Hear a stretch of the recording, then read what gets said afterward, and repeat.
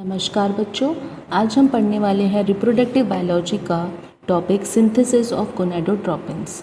जैसा कि आप सभी जानते हैं कि हाइपोथैलेमस से एक हार्मोन बनता है गोनाडोट्रोपिन रिलीजिंग हार्मोन्स, जो आगे जाके एक्ट करता है एंटीरियर पिट्यूटरी के गोनाडोट्रोप्स पर। गोनाडोट्रोप्स से ही हमारे गोनाडोट्रोपिन्स जो होते हैं फॉलिकल स्टिमुलेटिंग हार्मोन और ल्यूटिनाइजिंग हार्मोन्स जो हैं वो आगे बनते हैं। तो यहाँ पर हम ये देख रहे हैं कि हमारे गोनाडोट्रोपिन्स का सिंथेसिस कैसे होता है। तो यहाँ पर ये बताया गया है कि जो हमारे गोनाडोट्रोपिन का सिंथेसिस और सिक्रीशन है वो बहुत सारे फैक्टर्स द्वारा रेगुलेट किया जाता है। उसमें ऑटोक्राइन फैक्टर्स भी होते हैं और डिफरेंट तरीके के एंडोक्राइन फैक्टर्स भी होते हैं। और सबसे मेन जो इम्पॉर्टेंट रोल प्ले करता है वो है हाइपोथैलेमिक गोनाडोट्रोपिन रिलीजिंग हार्मोन्स। मतलब जो इसमें इम्पॉर्टेंट रोल प्ले करता है वो है हाइपोथैलेमस में बनने वाला गोनाडोट्रोपिन रिलीजिंग हार्मोन, जिनको हम GnRH भी बोलते हैं।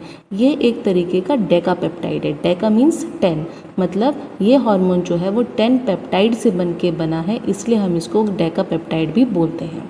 तो जो कंट्रोल होता है LH और FSH सिंथेसिस का, ये एक बड़ा कॉम्प्लेक्स तरीके का प्रोसेस है, जिसमें कि हमारे गोनैड्स यानी कि टेस्टिस और ओवरीज, उसके साथ साथ पिट्यूटरी ग्लैंड और उसके साथ साथ हमारा हाइपोथैलेमस उसमें इम्पॉर्टेंट रोल प्ले करते हैं।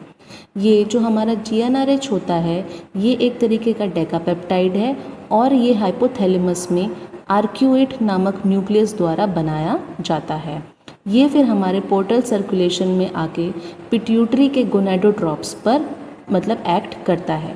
आपको जैसे कि पहले से पता है कि जो गोनाडोट्रोप्स होते हैं ये हमारे एंटीरियर पिट्यूटरी में पाए जाते हैं। तो the secretion of GnRH into hypophyseal portal circulation occurs in pulsatile periodic manner. ये जो आपका GnRH होता है इसका कंटिन्यूस प्रोडक्शन नहीं होता है हाइपोथैलेमस से, ये पल्सेटिव मैनर यानी पीरियोडिक मैनर यानी कि एक पीरियड के तहत, मतलब अभी जैसे ये बनने लगा फिर नहीं बनता, इसी तरह ये रेगुलर ना बन के इसका एक पल्सेटाइल मैनर होता है।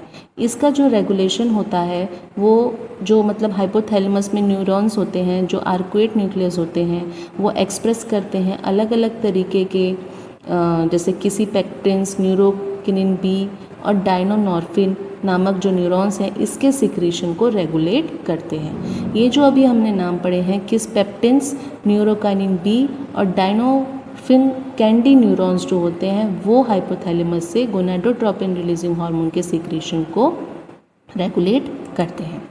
अब एक बार जब ये आपके गोनाडोट्रोप से इंटरैक्ट करते हैं GnRH, तो उसका जो रिसेप्टर एंटीरियर पिट्यूटरी के गोनाडोट्रोप्स पर प्रेजेंट है उसको हम बोलते हैं GnRHR, मतलब गोनाडोट्रोपिन रिलीजिंग हार्मोन का रिसेप्टर। ये रिसेप्टर की जो लोकेशन है ये होती है आपके एंटीरियर पिट्यूटरी के गोनाडोट्रोप्स पर।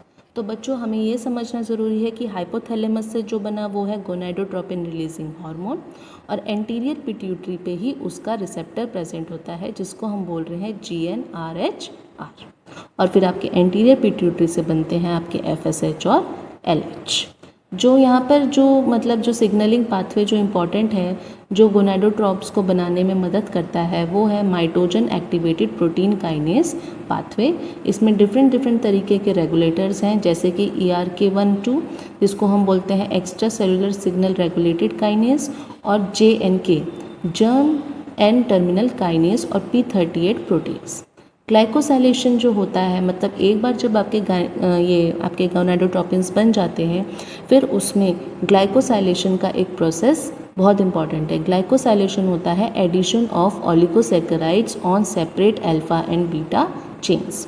आपको जैसे मैंने कल पढ़ाया था कि जो आपका FSH, LH या फिर जो CG होते हैं इनमें मतलब ये होते तो ग्लाइकोप्रोटीन नेचर के हैं। इसमें जो अल्फा सब यूनिट होती है वो तीनों में एक समान होती है और बीटा सब यूनिट जो होती है वो तीनों में अलग अलग प्रकार की पाई जाती है। इसी तरीके से तो मतलब जो शुगर एडिशन होती है वो अल्फा सब यूनिट पे सेम लोकेशन पर होती है बट उसका परसेंटेज डिफरेंट होता है, किसी पे 20 किसी पे 30, ऐसे मतलब परसेंटेज डिफरेंट होता है, लेकिन लोकेशन जो होती है शुगर एडिशन की वो सेम होती है।